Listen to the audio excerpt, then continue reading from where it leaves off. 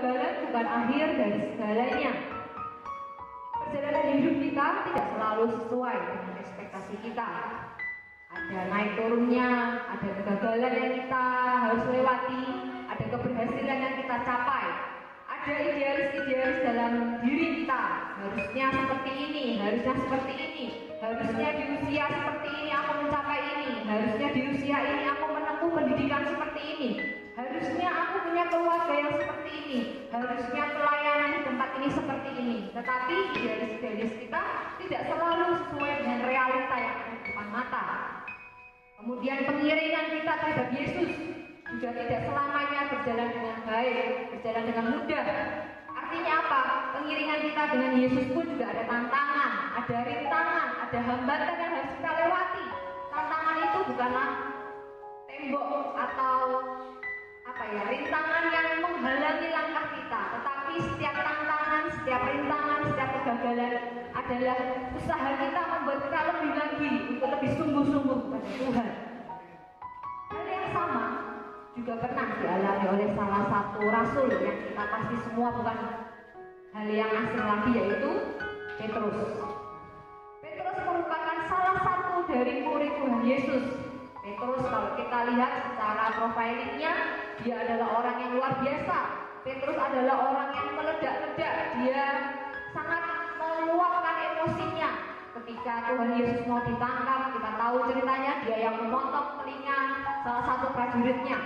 Ketika Tuhan Yesus berjalan di atas air, Petrus menyambut Tuhan, kalau itu memang engkau bawa aku berjalan di atas air. Petrus juga ada di situ dan dia melakukan apa yang Tuhan Yesus lakukan, yaitu berjalan di atas air. Kemudian Petrus juga melihat bagaimana Tuhan Yesus memberi makan 5.000 orang dengan 5 roti dan 2 ikan. Petrus terlalu banyak melihat mukjizat yang sudah dilakukan oleh Tuhan Yesus. Tetapi ada di satu titik ketika Tuhan Yesus ditangkap, Petrus ketakutan. Dan hal itu membuat Petrus, kita sama-sama tahu bahwa dia menyangkal Tuhan Yesus.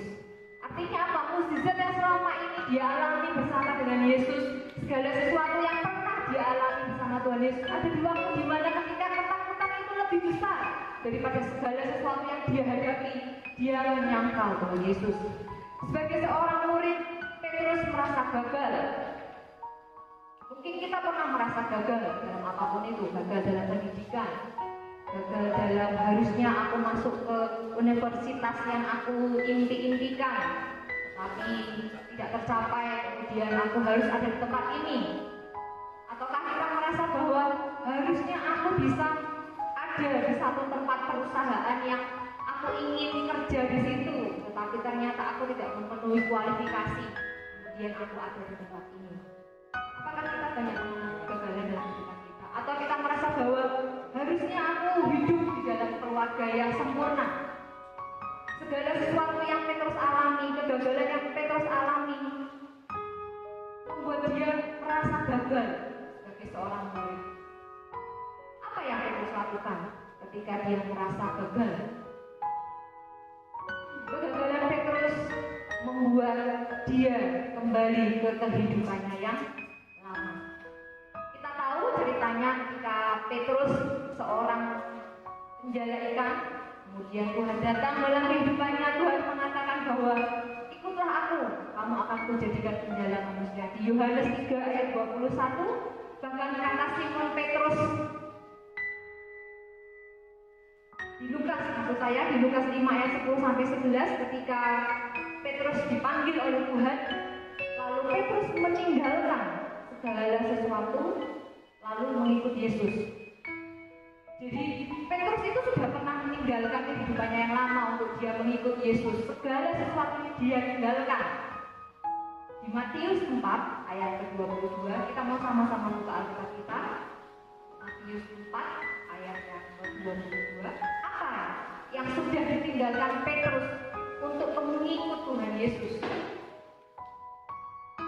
Kita mau baca sama-sama setelah hitungan yang ketiga. 1, 2, 3. Dan mereka segera meninggalkan perahu setelah ayahnya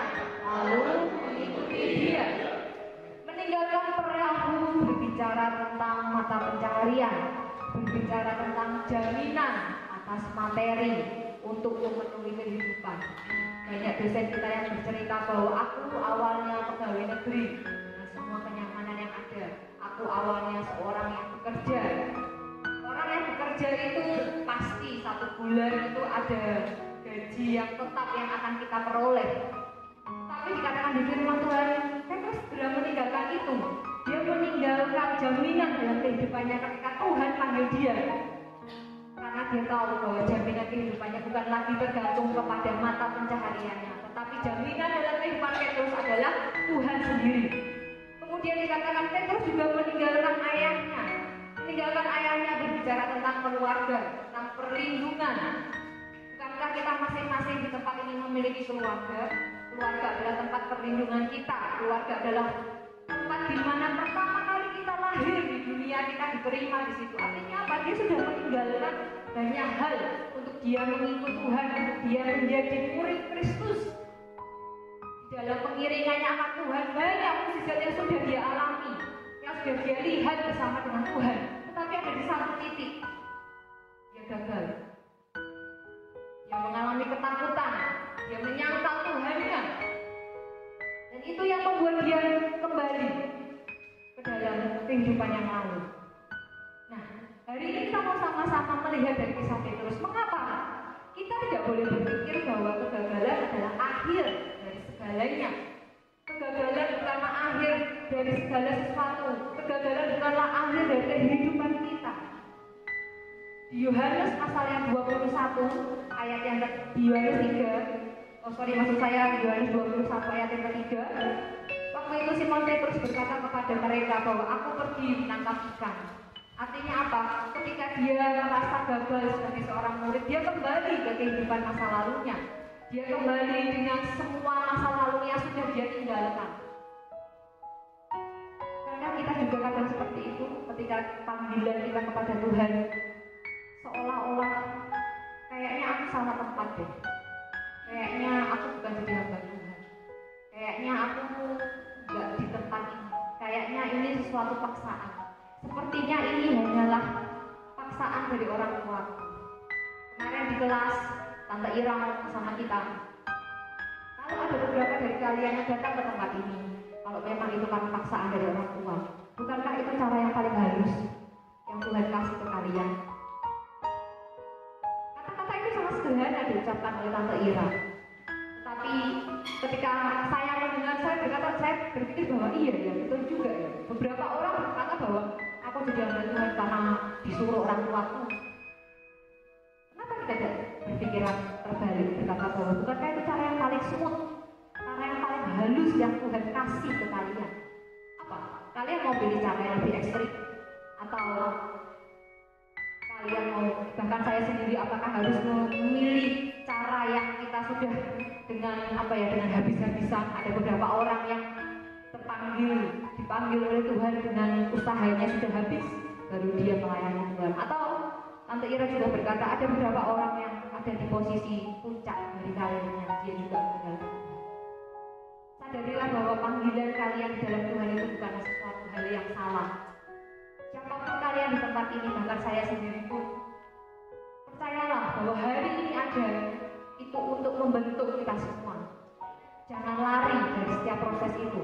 Mengapa kita tidak boleh berpikir bahwa kegagalan adalah akhir dari segalanya? Karena Tuhanlah yang memanggil setiap kita. Yohanes pasal 21 di perikop ada gembalakanlah domba-dombaku. Tuhan Yesus ketika tahu bahwa Petrus sudah gagal dalam kehidupannya, Tuhan Yesuslah yang memanggil dia. Tuhan Yesuslah yang mendatangi Petrus. Petrus, apakah kamu mengasihi aku?